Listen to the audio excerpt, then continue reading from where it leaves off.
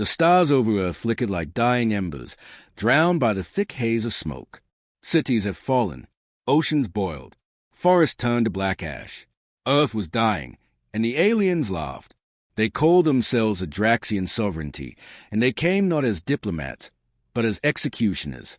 9 feet tall, armored in obsidian chitin and glowing with a sickly green pulse, the Draxians were engineered for war. Their jaws were laced with bone blades. Their gauntlets projected plasma arcs that could shear tanks in half.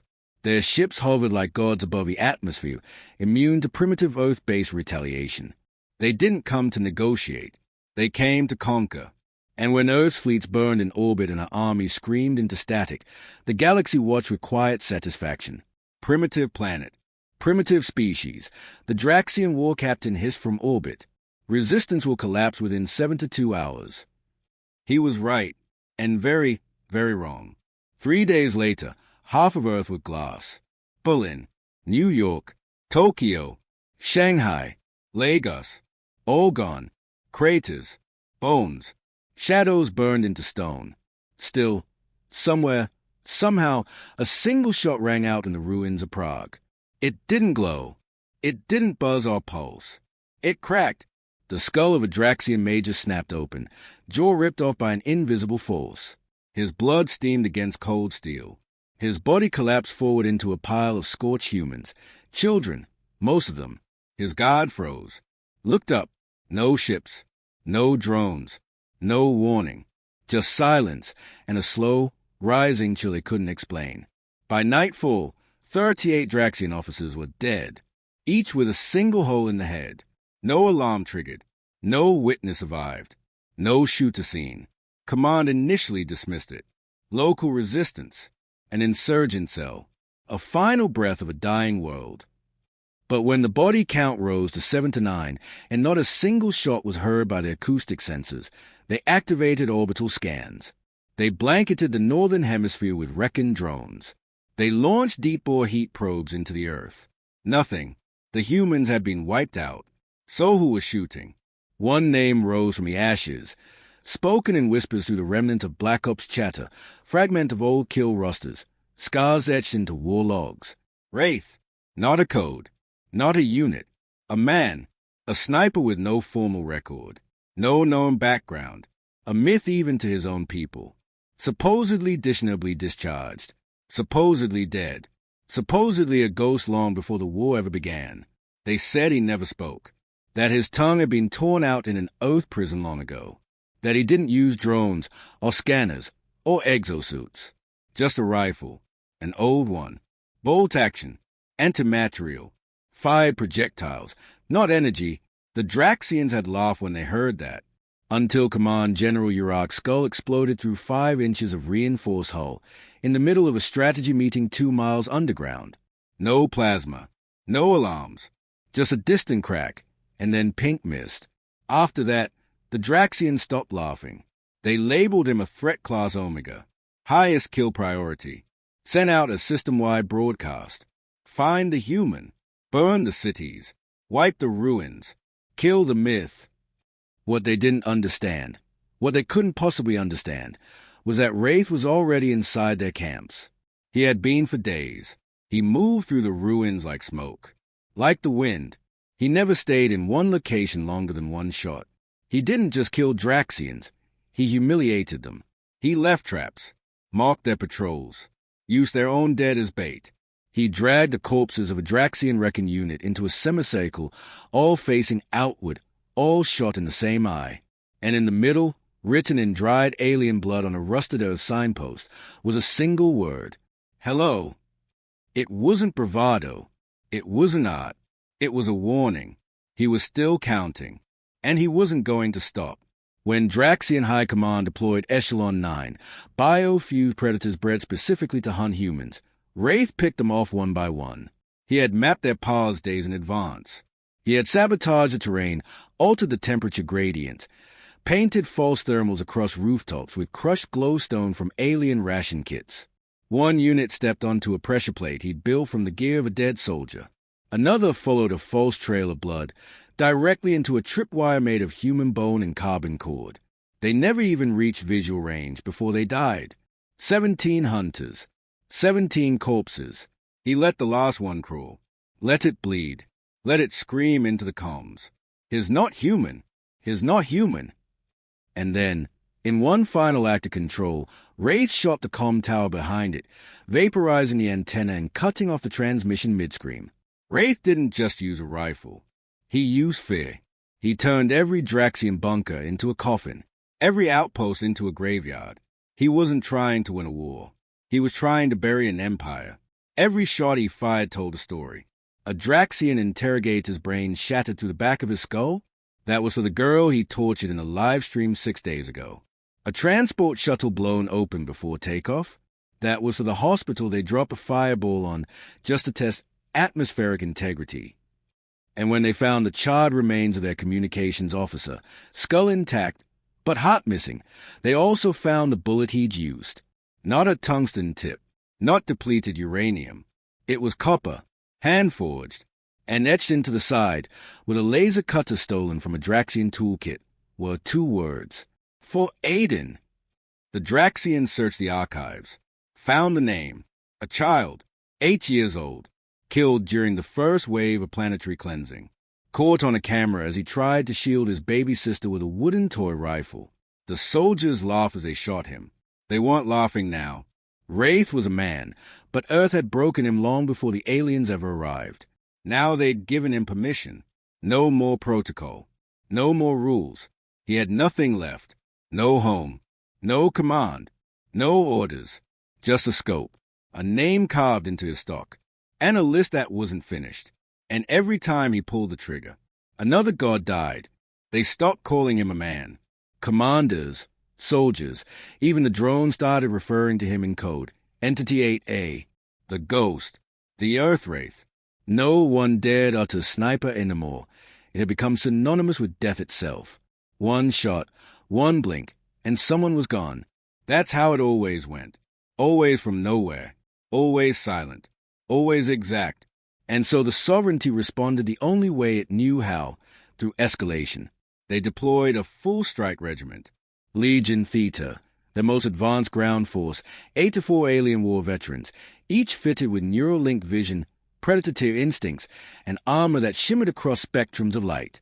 Pulse lasers mounted on their shoulders. Brainstem reaction triggers. Zero emotion. No hesitation. A kill engine designed to wipe out gods. Their insertion point was the ash-choked ruins of what used to be Oslo. Seismic readings placed the sniper's last confirmed position somewhere near the broken cathedral district, a cluster of frozen tombstones and glass towers now buckled and collapsed under orbital fire. From orbit, it looked like a graveyard carved into a mountain of bone. They set up kill zones. Circular sweeps. No blind spots. Drones blanketed the sky. Surveillance fog was deployed. Ionized air mixed with tracking particles to reveal any movement larger than a mouse. Thermal scatters swept the area in 100-meter bursts. Sonic dampeners disabled echoes. They cleared everything. No trace. Then a crack. A real, tangible crack. One soldier collapsed. Spine shattered. Shot straight through the armor plate and out his chest like the bullet had curved. 3 more went down in the next 7 seconds. No muzzle flash. No signature. No glint of a scope. Nothing. They fired in all directions. Plasma bolts lit the ruins like a storm. Walls exploded. Ground melted. Stone twisted into glass. But Wraith wasn't there. He never was. He had been watching them for 3 days. He had mimeized their foot patterns. Not just patrol routes. Foot patterns. The exact way each Draxian walked. Their stride. Their gait. The moment their foot left the ground, he calculated velocity, terrain friction, air drag, and waited. When the weight transferred to the next step, he fired. That's why they never saw it coming.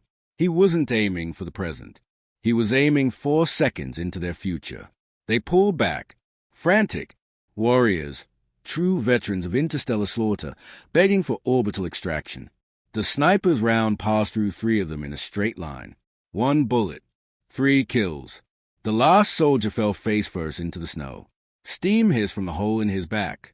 The others started to panic, turned on each other, blamed the traitor, accused malfunctioning armor, suspected sabotage. And then A new horror. Their comm picked up a whistle. Slow. Human. Out of tune. Whistled through cracked lips. One of the officers recognized it. An ancient Earth lullaby. Something mothers used to hum. The sound looped. Kept looping. Echoing in places it shouldn't have reached. Places the sensors swore were dead air. No source. No origin. No beginning. Just that cursed sound, drifting through the ash. Hush, little baby. Don't say a word. They deployed 8 to 4 elite Draxian killers. Now only 6 were left. And they weren't standing. They were hiding. Inside wrecked shuttles. Inside dead buildings. Inside their own armor. Whispering in static. One of them, a heavy unit named Zevkara, activated his hot stop failsafe. A last resort. Shut off all vitals. Simulate death. Let the predator move on. 10 minutes passed. No movement. No sound. Then his audio receptors detected something. Not a shot. Not a scream. Just a click. Up close. Too close. He tried to reactivate his vitals. Too late. The last thing he ever saw, etched permanently into the backup data of his helmet feed, was a reflection of a frost-covered skull mask. The footage went dead. In orbit, Sovereignty Command lost all contact. Not static, not interference. Silence. The kind of silence that only comes after something ancient and deadly finishes its meal. High Chancellor Rex demanded to know what happened. How could a single man do this? Where were the scanners? The orbitals? The traps? But the science division had no answers. Every sensor recorded clear air. Every motion tracker returned 0. Every drone feed was a clean, snow-covered grave. They reviewed the footage again, over and over. Nothing, until someone noticed a shadow that moved against the wind. A blur, a ripple, just for half a second. A lone figure stepping out of a frozen drain pipe, rifle cradled in his arms, cloak fluttering against physics. No armor, no drones, no speech, just a rifle and something in his hand. When the footage was enhanced, they saw it. A child's wooden toy rifle, tied to the real one with string, blackened by fire. Inscribed into the barrel, scratched deep into steel with a combat knife, were 5 words in human text. You burned him. I burn you. Panic tore through sovereignty ranks. This wasn't a battle anymore. This wasn't even a war. This was retribution. A vendetta wrapped in gunpowder and rage. Chancellor Rex ordered full deployment of orbital fire across Earth's northern sector. No more precision. No more restraint. Burn the continent. Scorch it. Nothing left standing. If he's hiding, we bury him alive. So they did. 5 hours of continuous plasma fire. Entire regions turned to liquid. Mountain ranges collapsed. Ice caps cracked and bled steam. Cities already long dead were hit again, reduced to molten pits. Then silence. For once, the Draxians believed it was over, until a transmission came in. Direct, clean, ancient Earth tech, narrow band, no encryption. They opened it. Audio only, just 5 words. You missed. I didn't. And in that same second, 3 planetary governors dropped dead in their command chairs. The sniper had triangulated the origin of the orbital fire, predicted the shift in chain of command, and pre-aimed for it hours ago. He didn't just survive their retaliation. He weaponized it. Command tried to retaliate. Scrambled the fleets. Audit scans. But Wraith wasn't hiding. He was already inside their last base on Earth. The orbital cannon that fired the burning of Norway was now missing command bridge. A clean hole. 1 shot. The officer's head was gone. No alarms. No shields triggered. No survivors. Just a single photograph left on the console screen. A child. Human. Holding a wooden rifle. Smiling. He wasn't a man anymore. That fact had begun to spread, not as military data, not as strategy, but as religion. Whispers among the surviving Draxian troops. Ritualized fear. He was no longer called the sniper or the human. He was referred to now by only one name across every encrypted sovereignty channel. The one who waits. Because that's what he did. He waited. Waited for breath to hitch. For steps to repeat. For moments when arrogance overtook instinct. And then he fired. No plasma. No warning. Just one dull crack, and then silence forever. The sovereignty had never encountered resistance like this. Not from humans. Not from anyone. They were used to overwhelming force. Their doctrine was simple. Terror first, execution second, occupation third. Wraith flipped the entire sequence. He brought terror after occupation. He brought execution during peace. He operated outside of war, outside of logic. And worst of all, he wasn't being directed. There was no chain of command, no fleet backing him, no supply line, no backup. He was the last man on Earth still fighting, and he was winning. They had tried everything: orbital bombardment, full-scale biological sweeps, subterranean detonations, EMP grids. Still, he returned. Still, he killed. Still, he waited. Until finally, the sovereignty snapped. The decision was made in darkness.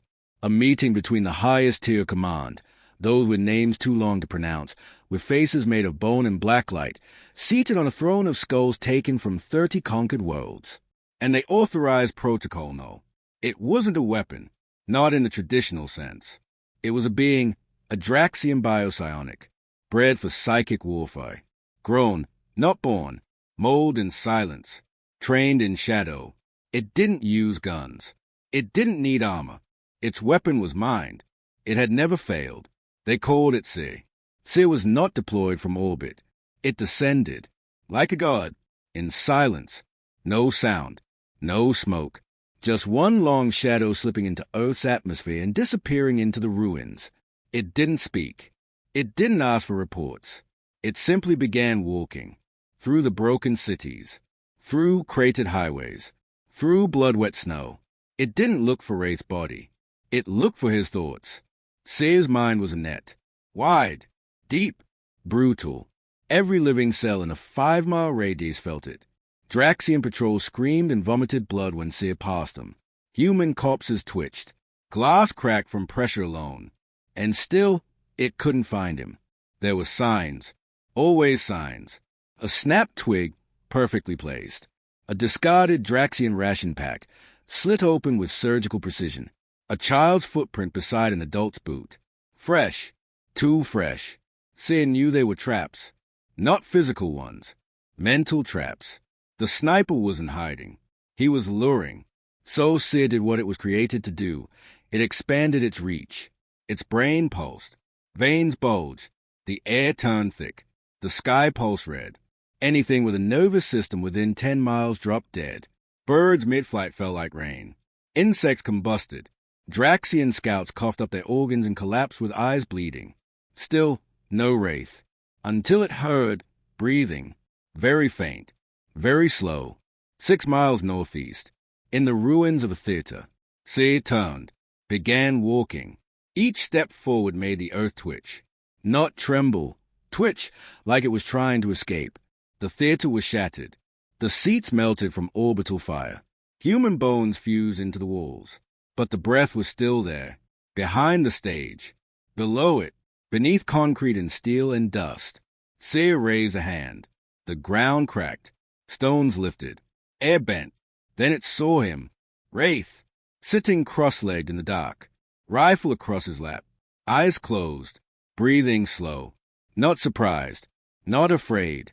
Just waiting. Sci moved forward. Found you. It whispered in Draxian tongue. You're done.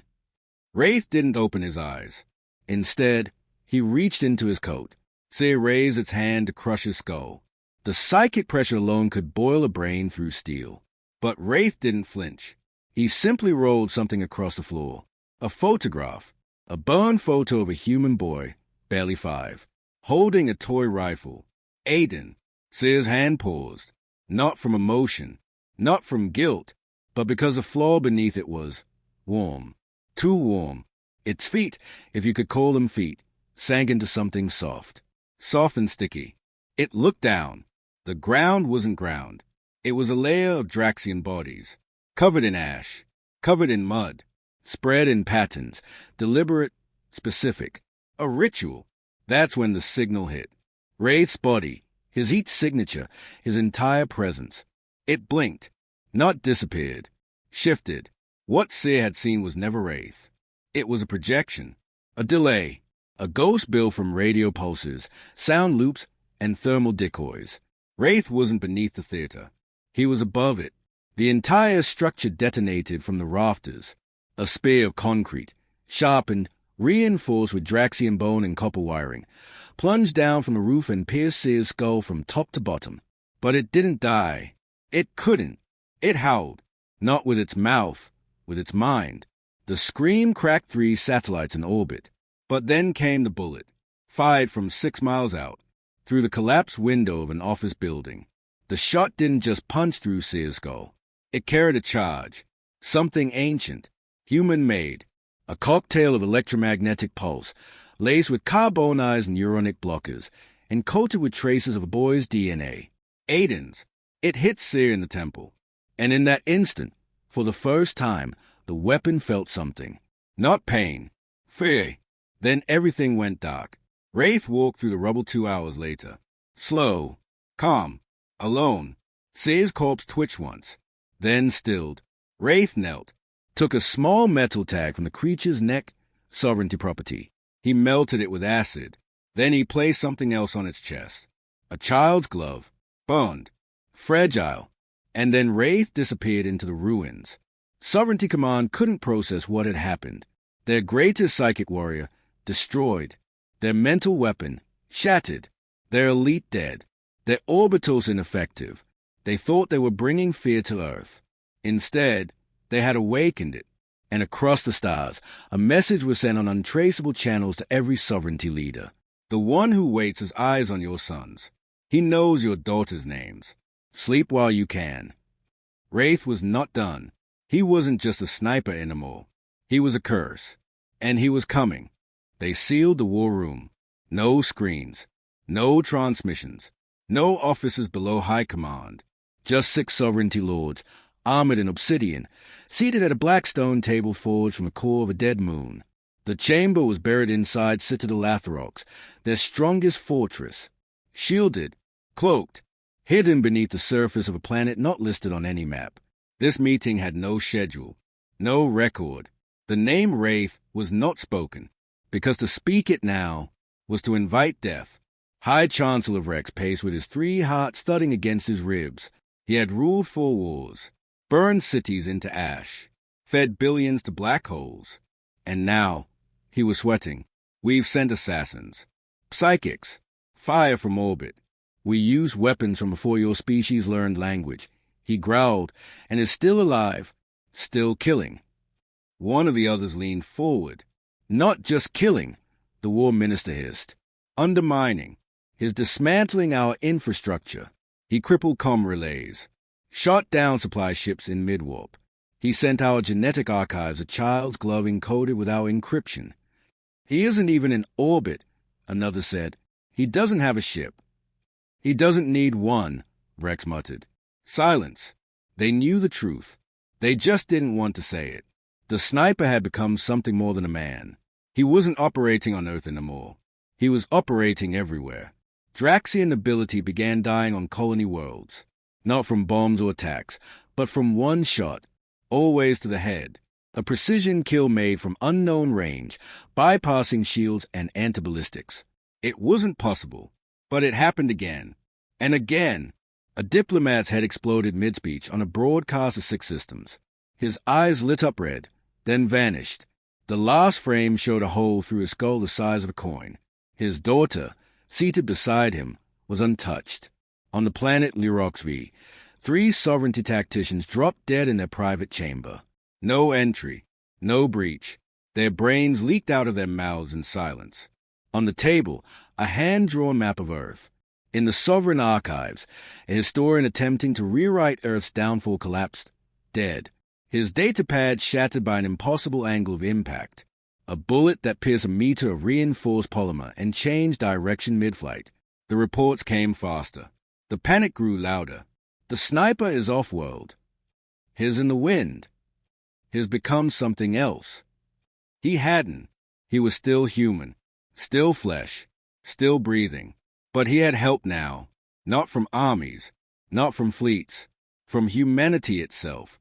Every surviving soldier, every scout, every old Earth engineer with a whisper of hate still in their chest had joined him.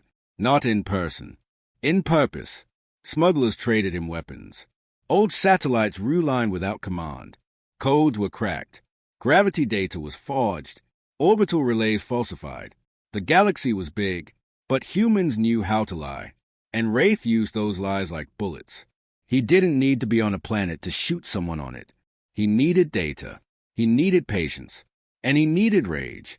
He had all three. He built a shot through an asteroid reflection. Used it to bounce around through a window on a passing vessel where Sovereignty Admiral sat, blindfolded, hidden in total blackout protocol. Dead. One shot. He fired a round from a decommissioned Earth railgun buried inside a moon. Timed the rotation, compensated for spin, accounted for 2 light seconds of delay, and destroyed a cargo freighter from across the solar system. He didn't just pull triggers. He orchestrated war. Back in Citadel Atherox, the Sovereignty High Council debated silence. If they stopped responding, maybe the kills would stop, maybe it would pass. That was when every screen in the chamber turned on. Not hacked, not breached, just on. The image that loaded was low resolution, flickering, static-ridden, but it was clear. A child's face, burned, holding a wooden toy rifle, eyes melted into sockets, lips twisted in the shape of a final scream. Aiden. The image looped, played over and over. No message, no threat, just truth. And then the screens all shattered at once. Not from code, not from explosion, from a sonic pulse, delivered by a sound only the human ear could hear. A frequency hidden in a decades-old Earth lullaby. One council member stood up, trembling. "End this," he croaked. "Burn Earth to the core. Glass the crust. Collapse the mantle. Send a black hole bomb. I want nothing left." "We already tried," Vrex said, dead-eyed. "He lived. Then we kill his name. Erase him. Remove every record. Scour the feeds. Purge his memory from every node. No history. No story. No myth." "No," said the War Minister. "That's what makes him dangerous. The silence." Silence had always been Wraith's ally. Now it was his weapon. He sent no demands. No negotiations. No transmissions. His message was the absence of voice. The dead air after an execution. The scream caught in a general's throat before his jaw cracked sideways. Each sovereignty system knew he was coming, not by warning, but by the sudden, inexplicable quiet. Then, one day, something impossible happened. Wraith sent a package. A real one. Delivered manually. A box. Black. Charred. Inside was a single bullet. Large. Heavy. Human-forged. And carved along its casing were the names of 7 council members, every one of them in the sealed room beneath Atherox. On the other side of the bullet was a word. Choose. Panic erupted. They argued, screamed, demanded to know how the package got there, how it breached containment, who let it in. But no breach was detected, no infiltration recorded, no doors opened. The package just appeared. Then the War Minister collapsed. Blood from both ears. His skull imploded. From the inside, no weapon fired, no projectile recorded, only a faint echo. And that same lullaby, humming faintly from the speaker on the table. "Hush, little baby, don't say a word." 5 members left, then 4, then 3. Vrex stood over the table, trembling. His armor fell hollow. The bones beneath it turned soft. His breath wouldn't come right. He stared at the bullet. Then he looked at the sky. Somewhere out there, in the black, a man waited. Not with rage, not with hate, with focus. And that made him worse than any war machine the galaxy had ever built. He didn't kill for chaos. He killed for balance. He killed because he had 1 shot left and 7 names. Now 2 were gone. 5 remained. And they all knew what came next. Not a fleet, not a war, not a broadcast, just silence, then a shot, then another god, bleeding. The last 5 Sovereignty Council members abandoned Citadel Atherox 2 days later. Not from reason, from fear. They thought space would protect them. Isolation. Distance. Void. They vanished into the black between stars, each in separate directions. One disappeared into a mobile fortress drifting in asteroid shadows. Another took refuge beneath the oceans of a liquefied moon. A third rewrote their genetic code, altered their face, their scent, their molecular resonance. A coward's transformation. None of it mattered, because Wraith had already made the shot. Not physically, not yet, but mathematically. He wasn't tracking their locations. He was tracking their patterns. Each step they took, each resource they tapped, each decoy they deployed. He watched every movement like a hunter watches breath in the snow. He knew where they would go before they got there, and by the time they landed, the shot was already in the air. It started with Chancellor Elak, the one who had smirked when Aiden's name was mentioned, the one who used to feast while watching the execution feeds. His new hideout orbited a dying red dwarf, surrounded by automated mines, layered shielding, and the best predictive shielding net in the sector. Elak felt safe. Then he coughed. Just once. Blood. In his palm. And then something else hit the floor. A bullet. It dropped from his mouth. The barrel-sized round he hadn't swallowed. That hadn't been there. That couldn't be there. His last thought wasn't of Earth. It was that he didn't hear the gunshot. Then his skull tore itself apart from the inside. Silent. Instant.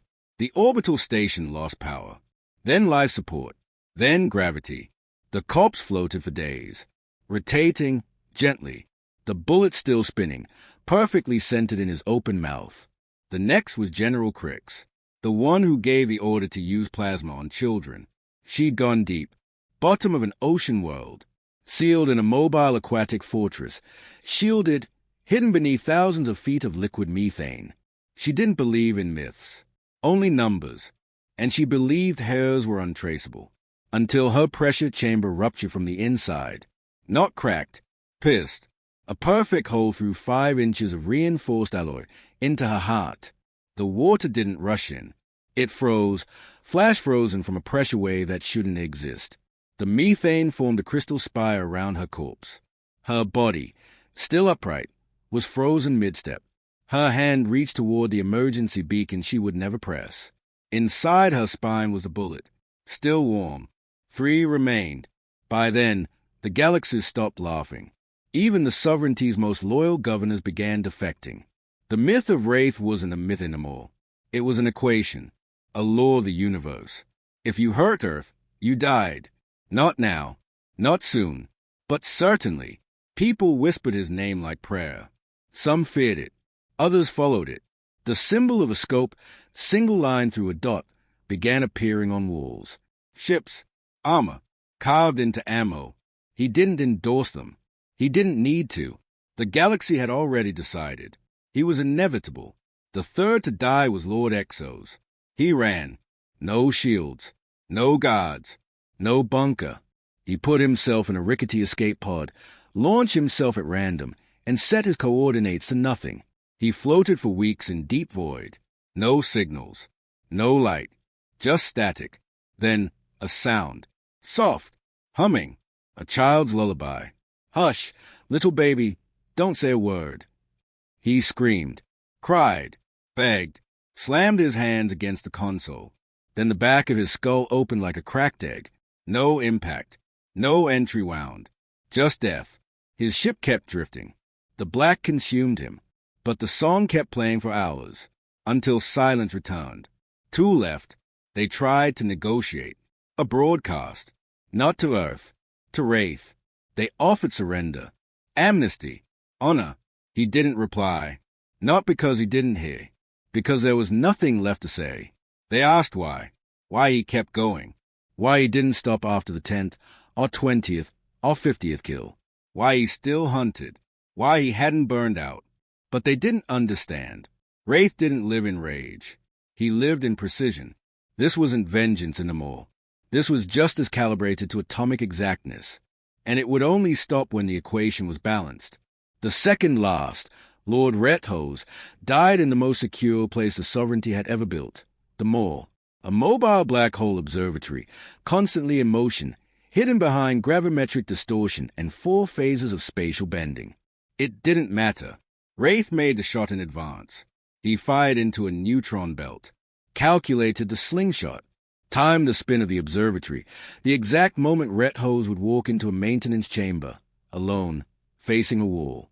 The bullet arrived a week after it was fired, right when Ret Hose looked up. And then there were none but Vrex, High Chancellor Vrex. He made the final decision. He would not hide. He would not run. He would speak. He stood on the largest sovereignty broadcasting station left alive, surrounded by guards, and began his speech. He did not apologize. He did not grovel. He tried to explain. He spoke of fear, of war, of strategy, of perception, of species survival. He tried to make them the victim. The words echoed across systems. But something was off. The audience wasn't listening. They were watching something else. Behind him, on the screen, a slow focus image, fading in. Not a threat, not a weapon. A photo, a small boy, holding a wooden rifle. The child he killed. The silence choked the broadcast. Vrex turned to look. That's when the bullet arrived. It didn't strike his head. It didn't need to. It shattered the broadcast tower, obliterated the screen, punched through 6 walls, vaporized the internal generators, and then curved, yes, curved, through gravity drift to strike the pedestal beneath his feet. He fell, and before his heart stopped, he saw it. Not a man, a silhouette, at the top of a broken tower miles away. A lone figure, black cloak, human rifle, and a sun behind him. Wraith, no longer hiding. He made the final shot in daylight. Then he lowered his rifle and disappeared into shadow. The war was over. No treaty, no surrender, just extinction of command. The sovereignty fractured. Systems revolted. The outer colonies burned their banners. Draxian fleets imploded from infighting. Every officer who carried a sovereignty badge was hunted by their own soldiers, because none of them wanted the bullet. Not anymore. Wraith didn't return to Earth. He left his rifle. Just one. The one he used. Wrapped in cloth. Placed on a hill, next to a child's grave. The rifle scope was cracked. The trigger was worn. Inside the chamber, 1 round remained. Untouched, polished, etched into the casing were the words, "For whoever dares try again." And beside it, a note, 4 words, the last he would ever write. No more warnings. Ever. And from that day on, no one spoke against Earth. Not in the halls of power. Not in whispers. Not in shadow. Because out there, somewhere in the black, a man might still be listening. And he had 1 bullet left. Just one. But that was all he ever needed.